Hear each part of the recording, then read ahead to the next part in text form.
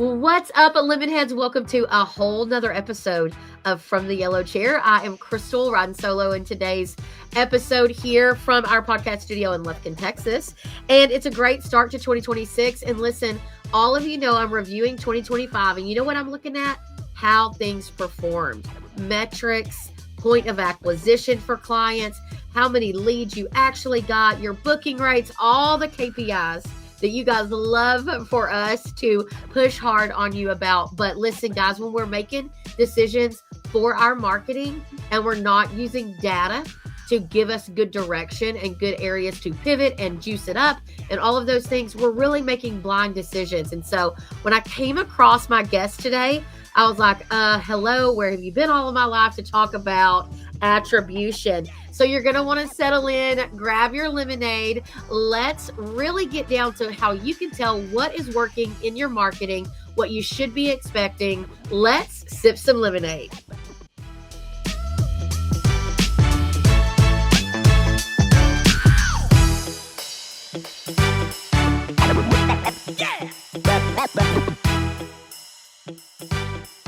All right. Well, Jeff, good morning.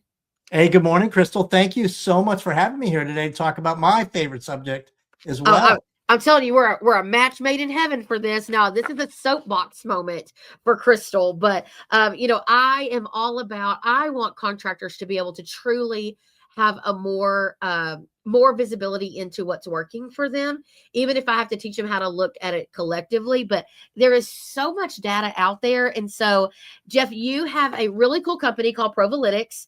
You and I were just talking about it before we jumped on here. And so why should anyone care what you have to say, Jeff? Kind of tell us about what you do and how your approach is to basically attribution. Well, my history, I was a small business owner myself for a number of years. So I've kind of lived that same world. I got my start actually as a chiropractor. So I lived, just like in the HVAC world where it's all about leads and it's all about new customers. For me, it was all about new patients. And that was back in the days before there was digital, before there was internet and all of those things. So I understand kind of the pain that you feel from a business perspective. But the way I got into this is that after I had an injury that got me out of that business and ended up in marketing and ended up buying the media for one of the larger publicly traded weight loss companies right at the beginning of digital media. This is like 2007, 2008. And we noticed very quickly that the numbers never added up. And what I mean by that is they were very popular. We'd have like 1,000 sales a day. And then we would go and log into the platforms to see how many sales they said that they got. And they were all on commission. So we were paying out commissions on these. It all added up from their side to 8,000. So they were overcounting by a factor of 8. And, sometimes you can figure out the math on that, but they expected us to pay out on 8,000 customers when we only got 1,000. So we had to fix something here. Yeah. So I built out what became one of the first attribution platforms for the industry called C3 Metrics. That was back in 2008. We had customers from JP Morgan, some of the largest US banks, some of the larger spenders in the United States. And I scaled that company up. And about a year before the pandemic, I exited there, figured I was done. I'd spent 12 years in measurement because I didn't get my start as a numbers guy. So I thought, okay, I'm going to do something else. But then because of the pandemic, like everything shifted on the internet. A lot of people noticed this, like there was all these iOS updates that happened, the cookie updates that happened, and they were all because of privacy. So what happened is that the whole advertising ecosystem shifted because of privacy. And what that meant is that we needed to change the way that we measured. Now, any folks who are listening who during this time frame, if you ever logged into Meta to look at ads, one of the things you may have noticed is that some of your targets, you couldn't buy targeting at that same level. You couldn't go as deep. My daughter, who works in the auto business, she used to, pre-pandemic, she used to be able to target Ford F-150 leaseholders whose lease was going to expire in 3 months. And then all of a sudden, one day she went in there and they said, you can't add any more money to this campaign and you can't buy that level of deep anymore because it's not available due to privacy. Yeah. And so what's happened is that we've had to pan the camera back. And so that's what we did. We panned the camera back, took a broader perspective, and built a platform that is built for today's world. So I've been in this space for a long time now, and have seen a lot in terms of all the changes that have happened. I mean, who would have ever thought 20 years ago that TV would become digital and digitized the way it has with connected television? It's really incredible, all the changes that have happened in the industry and all the capabilities that are there for advertisers. It's amazing. Yeah, so it is kind of a weird place to be, right? So right now we have more insight and more transparency than we ever had. It's just more regulated than it's ever been. Right. And so it's a very unique mixture. So the contractors that I talk with, the majority of their issues, the core problem is that, number one, I don't think contractors believe attribution. So they're like, well, that client said, yes, they called from Google local service ads, but we were right next door at their neighbor's house yesterday working, so there's all these, we get in our heads so much about what should and could and how we're going to do it. But honestly, at the end of the day, what matters is collectively, where are our leads coming from? What lead source played a part in the client choose me? That played a part in portion is where I think contractors, and especially the PE side of things, private equity side of things, they get really lost in, I call it the dash. So when you have a gravestone, there's the date you were born and the date you died. It's that dash in the middle is the whole life that you lived. And so I really feel like in marketing for tracking, we forget the dash. We're like, well, where did it start and where did it end? But there is something about those middle touch points, those middle points that keep them engaged. And so sure, point of acquisition is very important. Last touch point is always very important. But most businesses are still guessing, honestly, where the majority of their leads come from. I think this was probably Facebook, or I think I got this from direct mail, when really there was multiple touch points. And then honestly, let's call it what it is. Digital companies love to take good credit for any lead that ever came through. Of course they do. I mean, somebody can walk into your office and they're like, well, that was an SEO lead.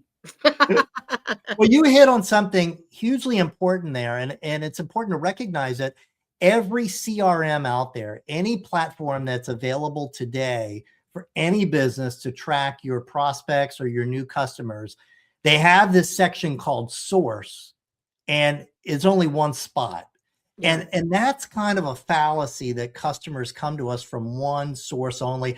I'll give you a real world example. Okay. Let's say you've got a customer of yours and they've got this great video. It's like a little 1 minute long video that talks about their capabilities. They're talking about themselves, and you start running ads for them on Meta, which includes Facebook and Instagram. And then they've got a really cool name. So you also run ads on Google. So if someone searches for the name, they show up first. Okay. So I'm scrolling through my Facebook and I see this ad. It's kind of cool. Someone's there talking. It stops me. I stop scrolling, but I don't watch the video. But now I have an awareness. Okay. I'm aware. You've got my attention. And so, but I don't do anything. I don't click. I don't do anything. But now you've got my attention. About a week or so later, I'm scrolling through my Instagram feed and I actually watched the whole video and I check it out and I'm like, these guys are right. When I, switch over to my AC, I do need to get it checked out because there may be an issue, and I'm going to give these guys a call. But, that's not going to be for 2 or 3 months.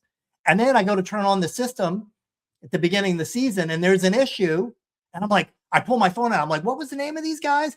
And I type the name into Google, or what I remember it is. I click on that Google ad and I give them a call. Okay. Now, in the CRM, in the system of record, it's going to say that I came from Google. Okay. That's what it's going to say. But the reality is that we know that actually it came initially from Facebook, which was Facebook and Meta. All Google did was kind of close that deal. So the key here is that I didn't click on anything.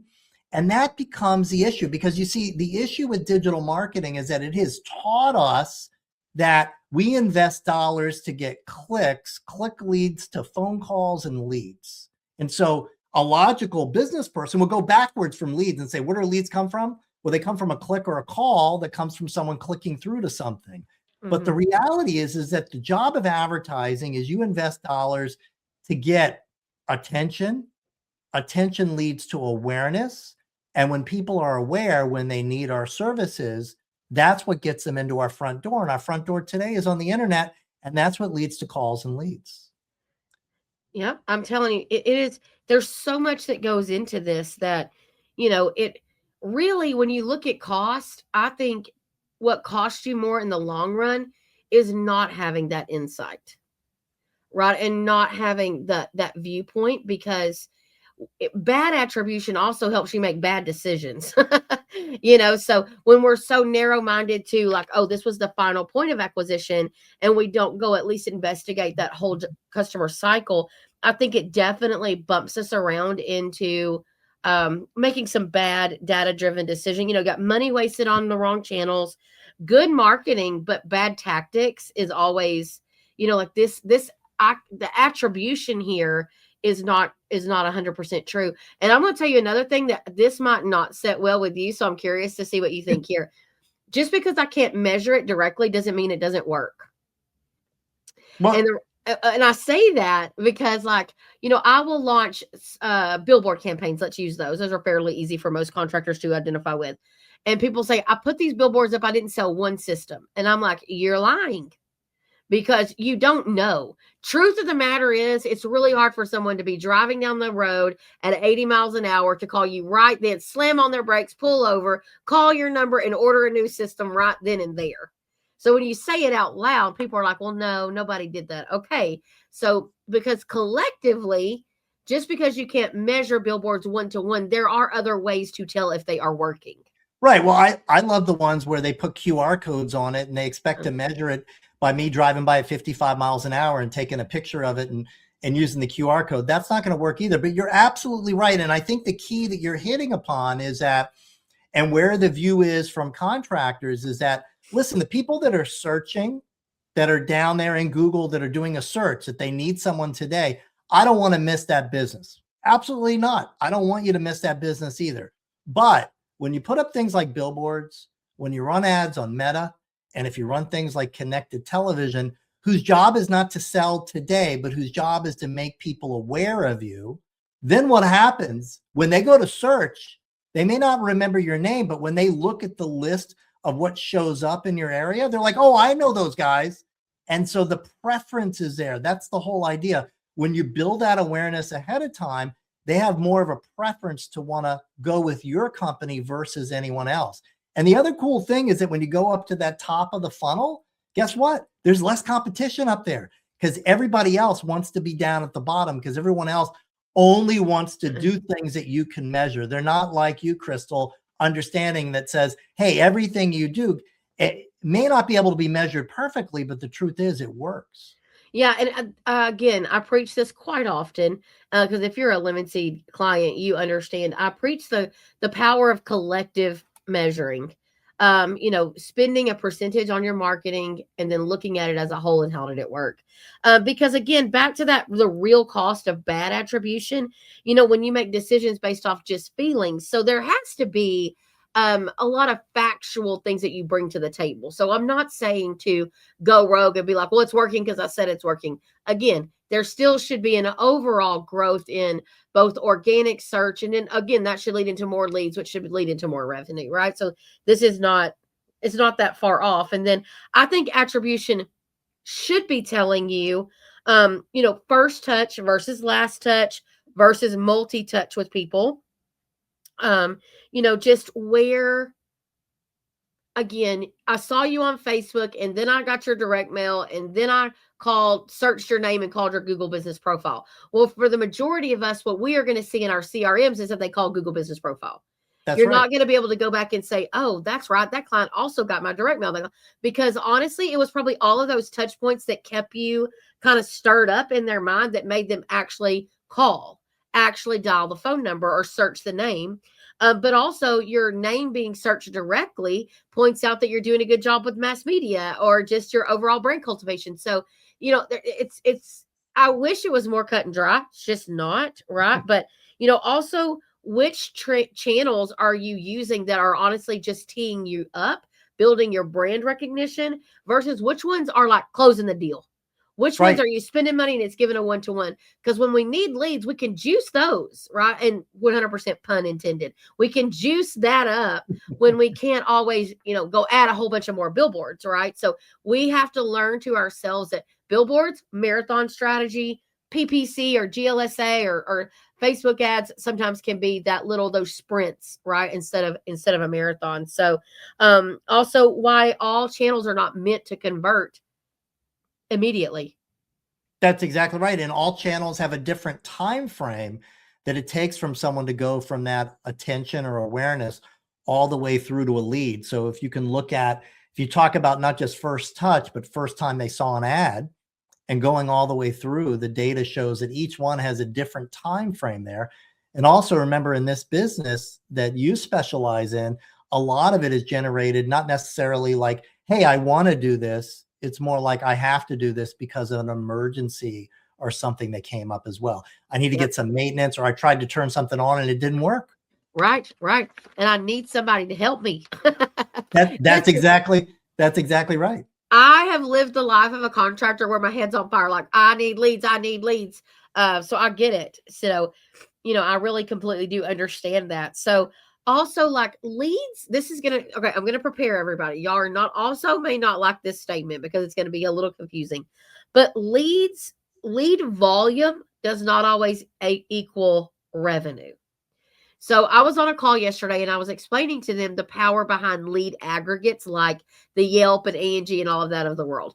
I use that as kickers, right? That's that little shot that goes on top of my Italian margarita. Okay. Because sometimes I just need that little shot. It's not the best for me. It doesn't taste any better than my Italian margarita. But at the end of the day, I needed the shot to get me through the day, right? So I look at lead aggregation services like that. For the majority of the country, these are going to be the lower tier, lower quality leads. But you know what they are? They are still a lead. Right. And so I tell everybody, if you are really just trying to keep your trucks busy, you cannot roll them at all. And some of y'all were like, well, I'm not going to run the lead if it's not a good lead. Sir, sit at home. That's fine. Leave the truck sitting still. But for those of you that are like, let me get out here and get some leads rolling, lead aggregates are, I think, at least, what you're going. You go in eyes wide open on those because it just is not always volume does not equal revenue on leads. Right. And you need to treat those leads differently. There's lots of businesses. In fact, most lead type businesses have lead aggregators, everything from the private education space. So colleges, all financial services, including mortgages and things like that, have lead aggregators. And you typically put them into a separate bucket, if you will, because if you mix and match them together with your leads that come in organically or through your marketing and advertising, it'll ruin all your conversion rates. So you want to make sure that and your team knows when they go in where this lead came from, so that you can kind of keep your wits about you in terms of that, because the conversion rates are going to be different. The revenue per lead is going to be different as well too. Yes. Again, expectations is probably a word that I should have mentioned a little heavier, because you really have to have a good, clear understanding of how this lead is supposed to work. Right. So every lead, every tactic. So, marketing is the sum of all of your advertising tactics, right? So marketing is the big umbrella. There's all these tactics underneath it. But just like with your own children, that you have to have different expectations for what they're good at, how fast they move, right? So I think that's really important. And then some sources are going to bring you lower quantity of leads, but a higher value. Right. Higher value person. So again, we don't know that because we still right now, most of us have a very surface level view of where these leads are coming from. So I thought that was a really unique point to make there. Like, really, just because you're not bringing in a ton of leads from these sources, it might be very high quality leads.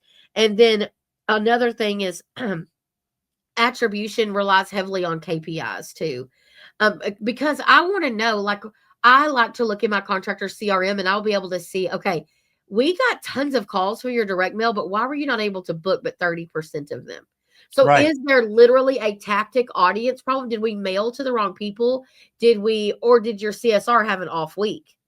Well, the other thing to think about as well is that even though people called from that direct mailer, we don't know what other ads they were exposed to. That's the other thing to remember. The marketing world today is very messy because when people come through our front door through that last click or even that first click, Google knows what ads they saw that Google showed them.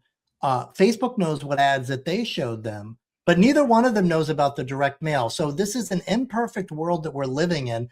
Nobody has absolute information. So what's important to think about when we use that direct mail as a great example, meaning why didn't it convert as well as we thought it should have, or why wasn't the revenue as great?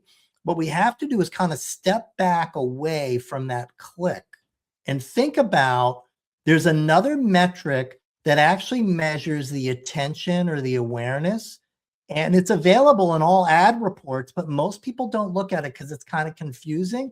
But that metric is impressions. And so if we think about it, we think about leads, and then we go back from leads to clicks, and that's where most people stop. That's where most people stop, is at the clicks. But if you go back one step further and you look at impressions, and now you start to look at everything and you count, okay, I did a direct mail drop of 30,000. Okay, well, that was 30,000 impressions over the course of like one day that it hit, because you can estimate the delivery date. And so now you start to, instead of just looking at clicks, you step back and you look at impressions. Now you can actually see what's going on in the universe all at the same time. And that's kind of the secret, if you will, that we do with all of our larger, bigger advertisers. And guess what? Before there was digital advertising, before there was a click, all of these huge brands that are out there, all the auto manufacturers, all of the food companies, they used sophisticated measurement that was all based upon impressions. So there was no click in the middle. They went straight from impressions, direct to leads, and direct to sales. That's how they did it. When the click showed up from digital marketing, everybody forgot about the impression. And guess who that helps? All of the publishers like Google. Yeah. They're the ones who win at the end of the day. Well, I'll say this. I'm known for saying this one statement. Not one time have I been able to make payroll off of clicks and impressions. But I say that because so many times we are not trying to measure revenue. But really, you need all of these characters to have a good play on the stage, right? So impressions are important for overall scope of how many people were impacted by your ad.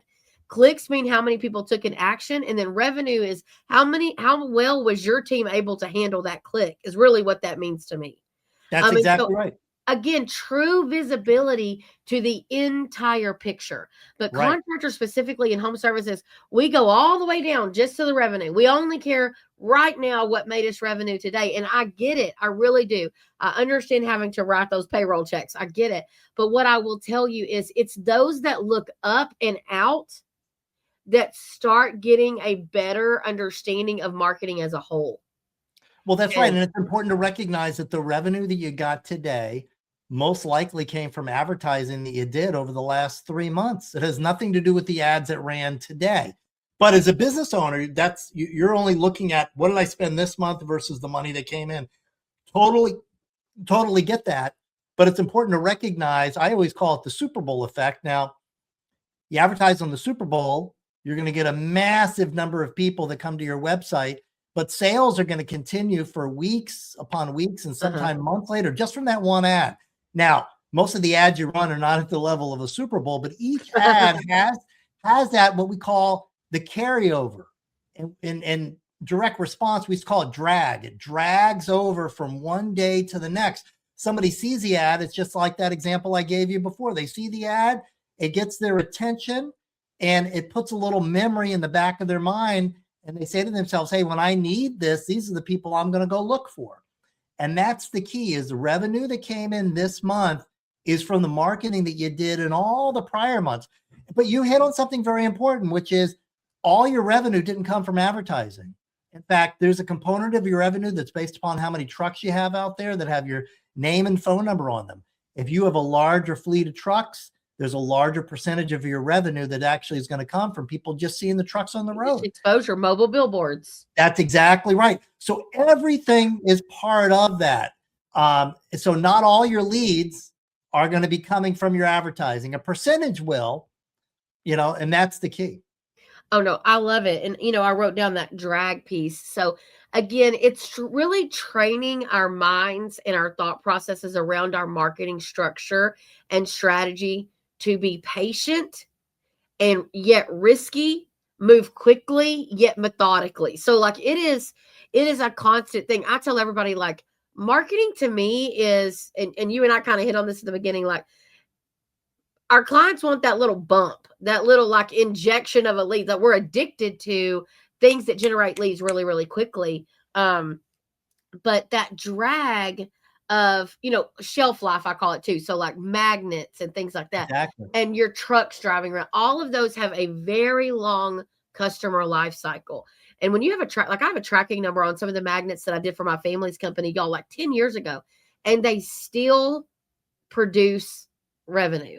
Because people see them like so, and people are like, who does that stuff? Well, listen, I'll do it until not one phone call comes through. That's right. I will track it till I can't track it anymore because I like to know every lead. But it leads me into kind of our final little talking point here, but like is a mindset shift, right? So maybe stop asking where you should spend more and start looking at your data as a whole, impressions, clicks, length of time that they've been out there, your team's ability to convert those types of leads, and what your average tickets look like on those leads. And some of you aren't advanced enough in your visibility into your CRM to really make that work for you just yet, but you should be working towards that.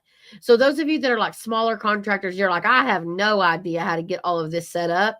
That is the biggest part of the challenge, is getting all of your connectors connected so that you have true visibility. And then start asking what's actually driving brand awareness and revenue. And then you can really start pushing and pulling money into right spots. But attribution is definitely not about perfection.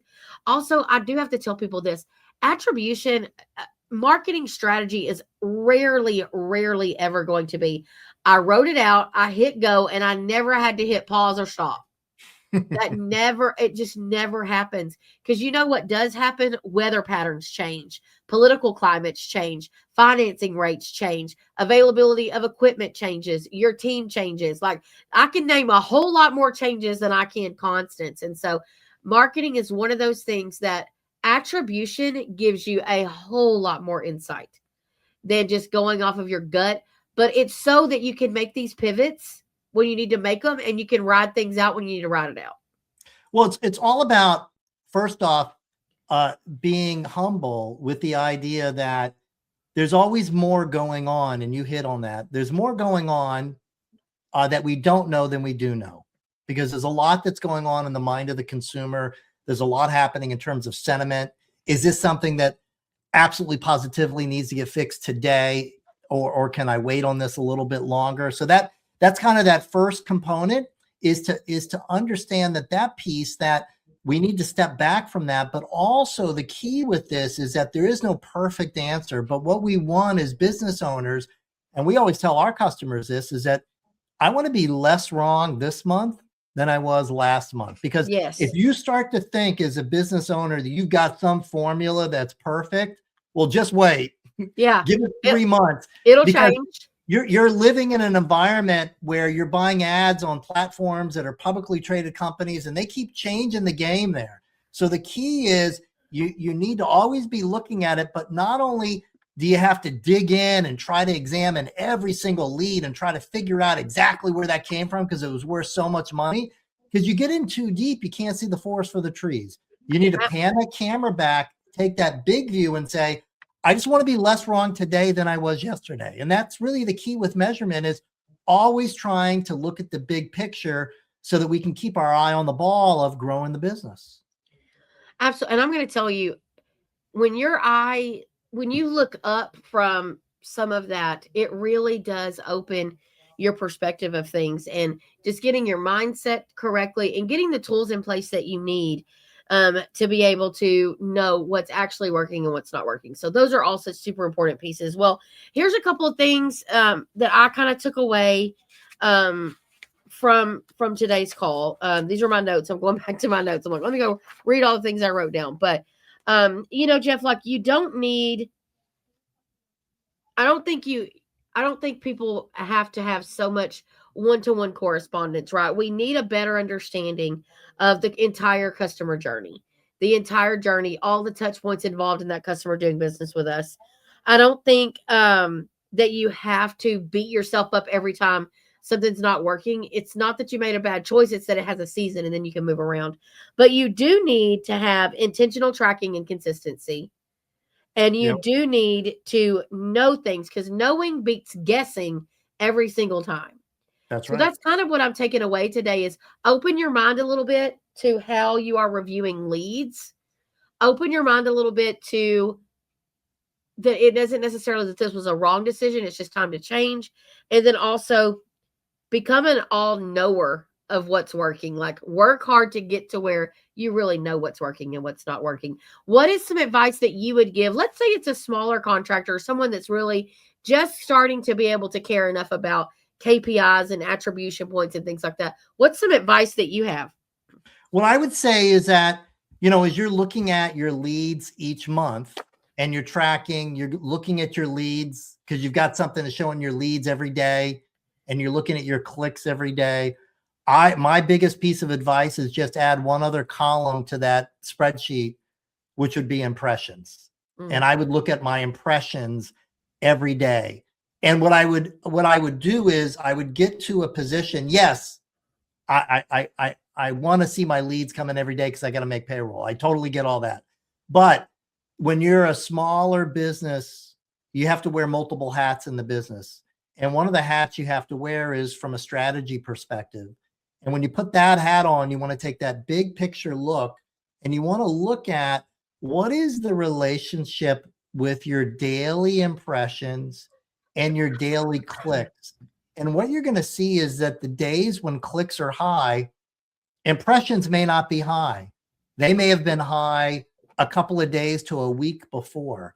So the secret to figuring out where your leads are coming from is you need to go back to those days when you had higher impressions that then led to clicks several days or a week later. That's kind of the secret. So that would be my advice is to put on that hat and pull your chair back. Yeah. Don't look so deep because all you're going to do is you're going to focus on clicks and you're going to end up investing in the same place where every single competitor is, where nobody knows you from Adam. And you're going to get clicked on, but nobody's going to call you. They're going to call your competitor because they saw their ad on Facebook or they happen to see a TV ad of theirs. So they know them better. They know them better. That's exactly. And the truth is they don't really know them. They feel like they do. Yep. They feel like they do because they've seen them more. They've interacted with that brand more. That's exactly right. So, and that's the key is that push your chair back, get that broader perspective when you're wearing that hat. I totally understand. Sometimes you got to get into the details because you need money in the bank. Yeah. But as a business owner, you got to wear multiple hats. That's exactly right. That's exactly right. And I will tell you, for those of you that don't know, Lemon Seed Marketing is a branding and strategy agency that puts creativity in helping you build a complete overall marketing strategy and a unique brand. And so those things are that brand piece is how we become more familiar so that attribution becomes easier and better. And honestly, we are more recognizable than your competitors. And so it really is about having a balanced approach to marketing. Well, Jeff, I know that your program is for people that are running large amounts of revenue, but just in case someone wanted to reach out to you for anything, how could someone get in contact with you? Yeah, the best way is to go to provalytics.com. The best way to get there is to go get Prova. That's GETPROVA.com. Prova means proof in Italian. So it's all about getting proof that what you're doing is working. They can also find me on LinkedIn as well. Awesome.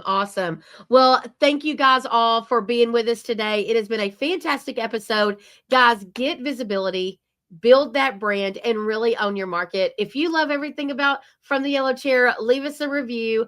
Let us know how this episode was. We love to know that. But Jeff, thank you so much for your time here with me today, talking through this. I really appreciate it. And for those of you that are listening, my fantastic listeners, we will catch you next time. Have a good day.